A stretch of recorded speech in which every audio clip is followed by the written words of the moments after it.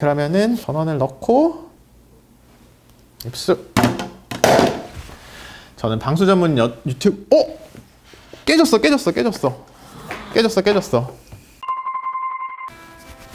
안녕하세요. 실버 버튼을 받고 싶은 닥터지비입니다. 오늘은 이번 달에 출시된 갤럭시 S20 울트라 언박싱을 해볼게요. 자, 여기 보시다시피 자급제용으로 구매를 했고요. 삼성 공식 홈페이지에서요. 갤럭시 S20 울트라 5G 코스믹 블랙 256GB 모델입니다.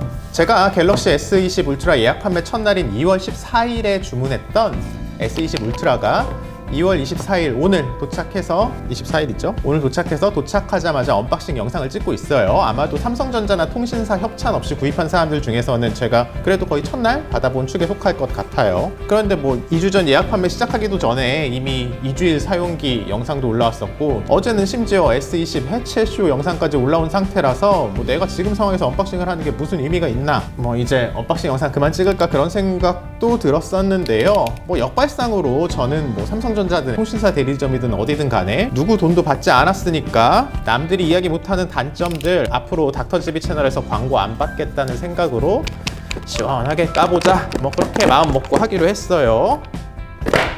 자, 삼성이 뭐 광고 안 줘도 2099년에 나올 갤럭시 S99까지 리뷰하는데 아무 문제 없으니까 앞으로는 그냥 중립적으로 리뷰를 해볼게요. 제가 하고 싶은 얘기 다 하면서요. 뭐 이렇게 생겼습니다. 근데 뭐 그렇다고 제가 삼성만 까고 애플이나 뭐 테슬라 이런 건 빨고 그럴 건 아니고 그냥 다 깔게요. 광고 안 받으면 되니까. 신상은 가지고 싶었지만 뭐 돈이 없어서 고민하셨던 분들께는 구매 욕구를 저하시킬 수 있는 좋은 채널로 거듭날 수 있지 않을까, 그런 기대도 한번 해봅니다. 제가 산 요 갤럭시 S20 울트라는 160만 원이에요. 삼성 공홈, 아까 말씀드렸듯이 삼성 공홈에서 구입했고요. 램 12GB에 저장 용량 256GB인 단일 모델이고요. 하위 모델인 S20이나 S20 플러스는 다양한 색깔이 출시되는데, 일단 지금 시점에서 S20 울트라는 코스믹 블랙이랑 코스믹 그레이만 나와요. 이게 바로 그 코스믹 블랙이고요. 아이폰 11 프로 256GB가 160만 원이고 프로 맥스 256GB가 176만 원이니까 이번 S20 울트라는 아이폰 11 프로와 비슷한 가격대에서 출시됐다고 볼 수 있겠네요. 코스믹 그레이는 S20, S20 플러스, S20 울트라 모두 나오는 색인데, 여기 이 코스믹 블랙은 울트라 한정 색상이에요. 아이폰 11 프로가 매트하게 마감이 돼 있던 반면에 11 프로는 이렇게 생겼죠? 반사가 안 되는. S20 울트라는 아이폰 11처럼 뒷면이 유광 마감인데요. 그래서 이렇게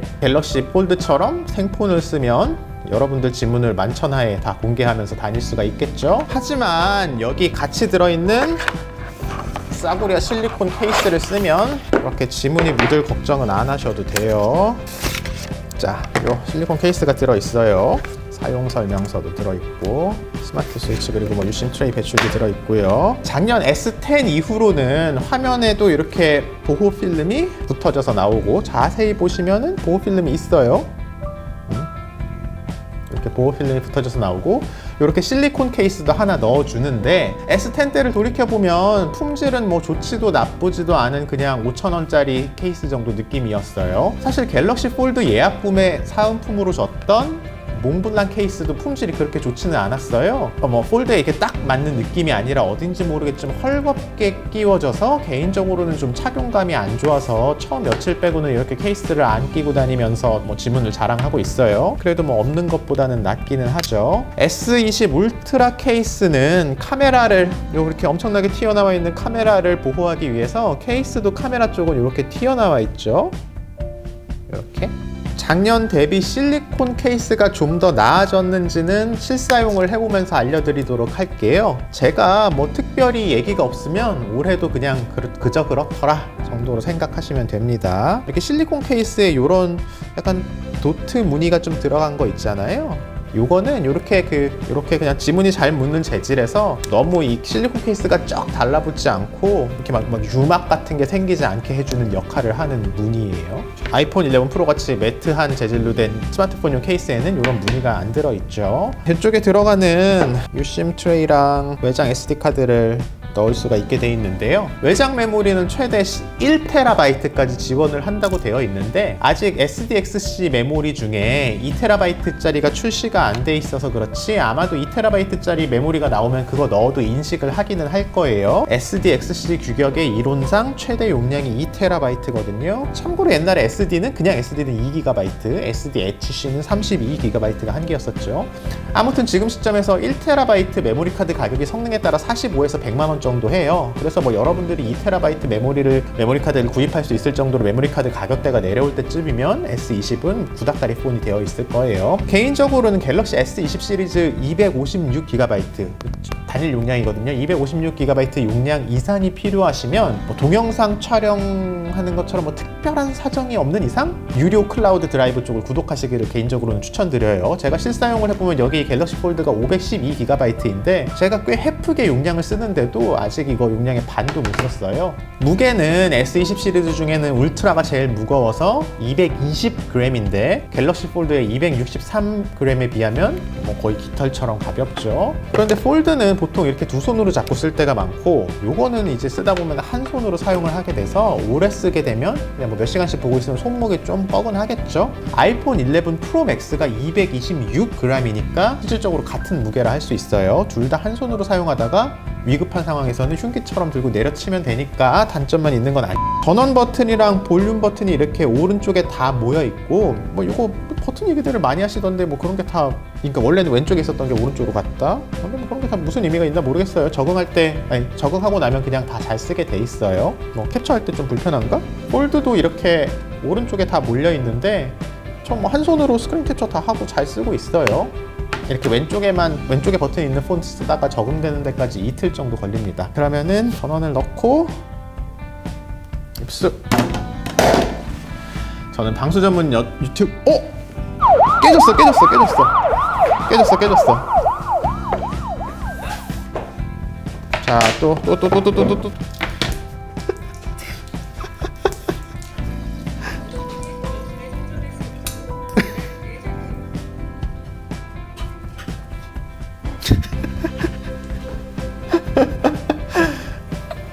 자, 뭐 한바탕 물난리를 겪고 나서 지금 다 청소를 하고 다시 진행하도록 하겠습니다. 이미 좀 살살 넣을게요. 깨지지 않게. 자, 저는 뭐 방수 전문 유튜버니까 이렇게 전원 넣자마자 새 폰도 이렇게 풍덩. 요즘 갤럭시 S 시리즈들은 다 IP68 등급 방수가 지원이 돼서 수영장에 빠뜨리고 30분 정도 두는 걸로는 문제가 없어요. 뭐 사실은 뭐 그 이상 깊이에서 그 이상 시간 둬도 별 문제는 없을 거예요. 다만 주의하셔야 될 게 담수랑 해수가 조금 다릅니다. 바닷물에서는 금방 문제를 일으킬 수가 있어서 어디 바다 놀러 가서 주머니에 넣고 야외 수영하고 스노클링하고 그러시면 꽤 높은 확률로 고장이 나고요. 침수로 고장이 나면 메인보드를 다 갈아버려야 되기 때문에 수리비가 몇십만 원은 가볍게 나옵니다. 그러니까 바다에서는 사용을 하지 마세요. 그리고 폰을 물로 씻으실 때는 수도꼭지에서 세게 나오는 물은 피하시는 게 좀 안전하고요. 이렇게 IP68등급 폰들도 수도꼭지나 샤워기에서 직방으로 나오는 센 물줄기에는 속수무책일 수가 있어요. 저는 뭐 개인적으로는 이제 몇 년째 폰들 그냥 비누를 그냥 닫고 소독기에 넣기는 하는데 요즘은 또 뭐 코로나 바이러스 어쩌고 하니까 더 찝찝해서요. 그렇게 하시고 싶으면 비눗물이나 거품에 노출되는 시간을 그나마 좀 최소화하는 게 안전해요. 방수 성능은 시간이 지날수록 점점 떨어지고 오래 사용하면서 여기저기 떨어뜨린 폰 그리고 뭐 오랫동안 물에 담그고 씻고 했던 폰들은 방수 성능이 떨어져서 짧은 시간 물에 노출이 돼도 이렇게 떨어지고 그러면서 뭐 균열 같은 게 생겨서 틈으로 이제 물기가 들어가서 침수가 나고 고장이 나게 될 수도 있으니까 주의하셔야 돼요. 방수 등급이 있더라도 이렇게 IP68이더라도 서비스 센터에 침수폰을 가져가면 수리비를 다 받습니다.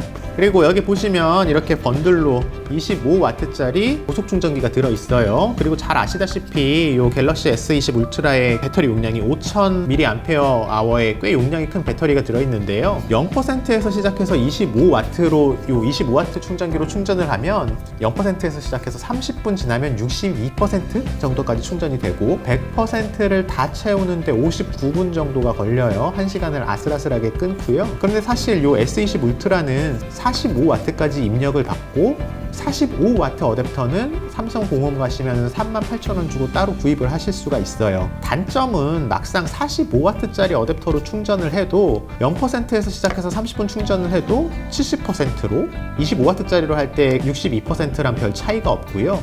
완충까지 걸리는 시간, 100%까지 가는데 걸리는 시간은 둘 다 59분으로 동일해요. 이론적으로는 45W 입력을 받는다고는 하지만 아마도 그 배터리 보호, 회로 보호 등 여러 이유로 충전 효율을 좀 떨어뜨렸겠죠. 그러니까 여러분들은 굳이 45W 충전기는 돈 주고 따로 사실 필요가 없어요. 번들 이어폰은 여기 있는데 USB-C 포트로 연결을 하는 AKG 유선 이어폰이 들어있어요.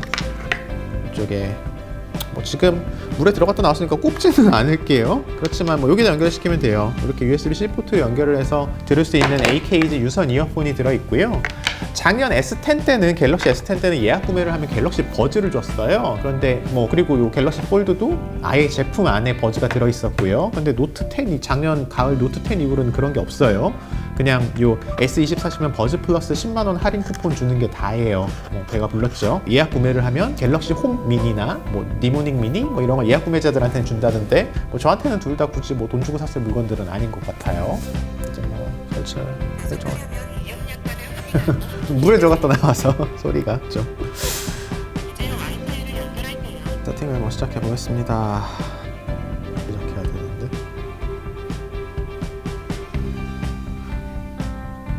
삼성 계정으로 로그인하면 갤럭시의 더 다양한 서비스를 삼성 안 써. 좋아요. 갤럭시 설정이 모두 끝났어요. 자, 설정 다 끝났고요. 켜자마자 충전기 USB 포트에 물기가 감지되었어요. 휴대전화를 충전하기 전에 다시 거의 부팅하자마자 자, 밝기 좀 최대로 한번 해보기로 하고 디스플레이에 보면 부드러운 모션 및 화면 전환, 높은 화면 재생률 요 말 많은 120Hz 디스플레이는 아이패드 프로 3세대에서 프로모션이라는 이름으로 재작년에 이미 도입이 됐던 것이죠. 저는 지난 2년 동안 120Hz 디스플레이를 사용을 해왔었는데 다른 사람들은 부드러운 움직임을 많이들 칭찬하는데 자, 적용 슬로모션 비디오를 찍어서 이렇게 매끄러운 움직임을 리뷰에서 많이 강조를 하기도 하고요. 그런데 저 개인적으로는 솔직히 그렇게 크게 의식은 하지 못하고 써요. 이게 되게 지금 부드러운 건가? 부드럽네. 근데 그렇게 호들갑을 떨 정도인지는 잘 모르겠어요. 60Hz일 때보다 훨씬 매끄럽다고 하는데 이게 120이고요. 60Hz 이런데 이런 거 되게 차이 느껴지시나요? 나 그냥 둘 다 똑같이 정신없고 똑같이 매끄러운 편인데 아무튼 제가 이 부분으로는 둔해서 그럴지도 모르겠어요. 아무튼 S20의 120Hz 디스플레이는 얼마나 다른지 제가 실사용을 좀 해보고 이렇게 그냥 잠깐 첫인상 말고 실사용을 해보고 나중에 영상을 따로 만들어서 한번 올려볼게요. 그리고 이것도 제가 아무 영상을 안 올리면 그냥 별거 없더라 정도로 생각하시면 됩니다. 갤럭시가 아이폰 대비 초창기부터 지금까지 줄곧 단점으로 지적이 되어 온 것 중 하나가 터치에 대한 반응이 좀 굼뜨다는 것이었는데요. 이번에 S20에서 터치스크린 감도가 240Hz까지 늘어서 240분의 1초마다 제가 이 터치를 하고 화면을 움직이는 거를 손가락이 움직이는 거를 감지를 한다는 뜻이에요. 스펙상으로는 그래서 전보다 더 즉각적으로 반응을 해야 하게 되었어요. 역시 실사용을 해보고 제가 소감을 좀 알려드리도록 하겠습니다. 그래서 쫀득쫀득한 손맛이 있는지요. 애플의 가장 최신 폰인 아이폰 11 프로에서 제일 중요한 업그레이드가 카메라 부분이었기 때문에 이번 S20 울트라도 카메라에 승부를 걸었어요. 이렇게 거대하고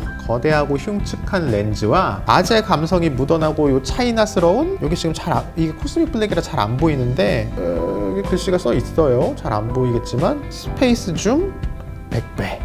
이미 영상이 너무 길어졌기 때문에 제가 결론만 말씀드리면 100배 줌이라는 건 사실 마케팅 기믹에 가깝고요. 현실에서 100배로 촬영을 하는 게 그렇게 실효는 없어요. 사실 여기 맨 밑에 있는 48메가픽셀 망원 카메라는 광학적으로는 4배 줌까지만을 지원을 하고 사실 4배 줌도 그렇게 쉽게 얘기할 수 있는 기술은 아닌데 4배 줌을 구현하기 위해서 요 안에다가 프리즘을 넣어서 빛을 반사시키는 잔망경 구조를 처음으로 채택하기도 한 폰이고요. 아무튼 이렇게 실제로 광학적으로 구현할 수 있는 최대 확대 비율은 4배고 나머지는 다 소프트웨어적인 디지털 처리다 이렇게 생각을 하면 쉬워요. 0.5배부터 1배까지 0.5배부터 1배까지 갈 때는 맨 위에 여기 맨 위쪽에 12메가픽셀 초광각 카메라로 찍은 이미지를 잘라내서 쓰고요. 1배에서 1.0배에서 3.9까지 갈 때는 여기 가운데 1억 800만 화소 108 메가픽셀 광각 카메라로 찍은 이미지를 1배에서 3.9배까지 갈동하는 그 이미지의 일부분을 잘라내서 확대해서 쓰는 거고요. 4배에 도달을 하면 사용하는 카메라가 바뀌어요. 그때부터는 여기 아까 말씀드렸던 요 48 메가픽셀짜리 망원 카메라를 쓰게 되는 것인데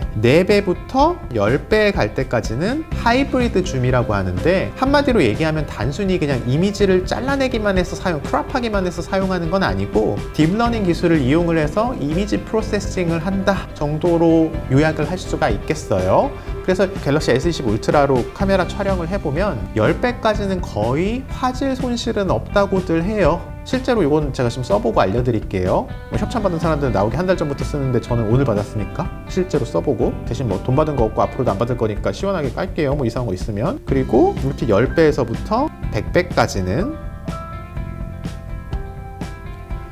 이미지를 잘라내서 확대를 하는 디지털 줌인데 광량이 아주 좋은 주간에 야외 촬영을 할 때는 디지털 줌도 뭐 한 30배 정도까지는 볼만은 하다 정도로 평가가 수렴이 되는 것 같아요. 100배는 솔직히 뭐 기술 과시나 아까 말씀드렸듯이 마케팅 기믹이지 실사용을 위한 화질이 나오지는 않는 것 같고요. 오히려 지금 이것보다 더 문제가 되는 건 사진을 찍을 때 초점을 잡는데 이 사진에 초점을 잡는데 시간이 오래 걸려서 지금도 그렇죠? 초점을 잡는데 그 예전 버전들보다 예전 갤럭시들보다 시간이 오래 걸려서 중요한 순간에 빠르게 스냅샷을 찍을 수 없다는 게 지금 문제로 대두가 되고 있는데 예전에 갤럭시 S9에도 S9에 들어있었던 슈퍼스피드 듀얼 픽셀 위상차 검출 오토포커스가 빠지고 갤럭시 S20 울트라랑 거의 같은 그 1억 픽셀, 1억 800만 픽셀 모듈을 사용하는 샤오미 폰처럼 뭐 레이저 오토포커스 센서도 없어서 S20 울트라에서는 초점 잡는 데 시간이 너무 오래 걸리는 문제가 있다는 것인데 이게 뭐 소프트웨어만으로 해결이 가능한지는 제가 잘 모르겠어요. 이미 울트라를 써본 사람들이 하나같이 지적하고 있는 문제라서 앞으로 어떻게 해결이 될지 좀 더 지켜봐야 알 수 있을 것 같아요. 그리고 이렇게 좀 하드웨어적으로 다운그레이드가 된 것이 여기 전면 카메라도 이 펀치홀 크기를 줄이느라 F-넘버가 1.9, F1.9에서 F2.2로 나빠졌고 그래서 스펙상으로는 이 뭐 조리개가 더 작아졌으니까 어두운 곳에서 셀카 화질이 더 나빠져야 맞기는 한데 뭐 사진 품질이라는 게 이렇게 단지 스펙상에 있는 숫자만으로 판가름 나는 것은 아니기는 해서 제가 실제 사용을 해보면서 나중에 전면 카메라 소감을 알려드리도록 할게요. 마지막으로 이건 다른 리뷰에서는 이야기를 잘 안 하는데 한국에 출시된 갤럭시 S20 시리즈가 모두 5G 모델인데 5G 주파수 대역이 3.5GHz랑 28GHz 대역 이 있는데 특이하게 한국에서 출시되는 S20만 28GHz 대역 지원이 안 되고 3.5GHz 주파수 대역만 지원을 해요. 이게 우리나라에서 아직 28GHz 기지국이 없는데 이론을 다 제끼고 그냥 결론만 말씀드리면 사람이 많이 몰려있는 지역에서도 빠른 속도로 5G 통신 속도가 나오려면 28GHz 대역을 이용해야 돼요. 그런데 이번 S20 모델은 나중에 28GHz 기지국이 생기더라도 그 밴드를 사용하지 못한다는 단점이 있어요.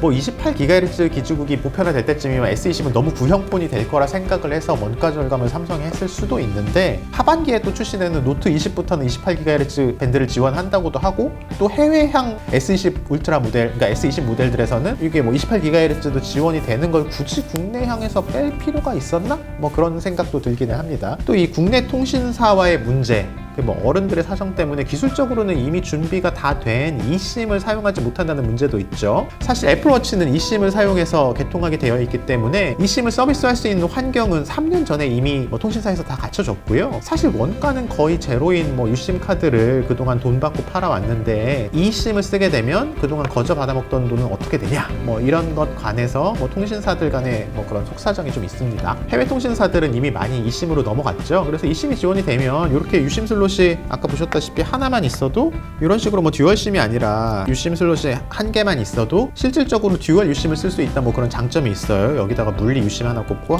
뭐 하나는 다른 통신사는 eSIM으로 개통을 하면 되니까. S20 울트라에서 카메라 중에 요 48 메가픽셀 망원 카메라랑 이쪽에 있는 TOF 카메라, 타임 오브 플라이트 카메라는 소니 거예요. 여기 위쪽에 두 개는 삼성 건데 센서가 밑에는 소니 거니까 일본 불매하시는 분들은 참고하시기 바랍니다.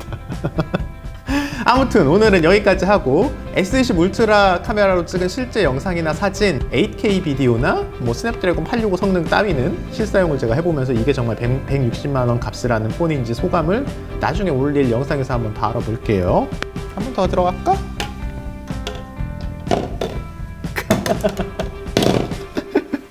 지금까지 닥터집이었습니다.